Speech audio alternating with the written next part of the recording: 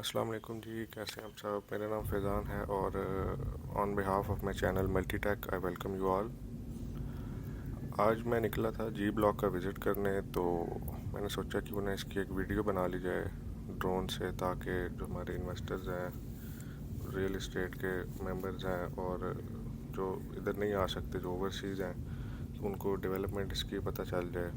तो आइए वीडियो को स्टार्ट करते हैं और वीडियो को एंड तक देखिएगा, चैनल को सब्सक्राइब कीजिएगा। शुक्रिया।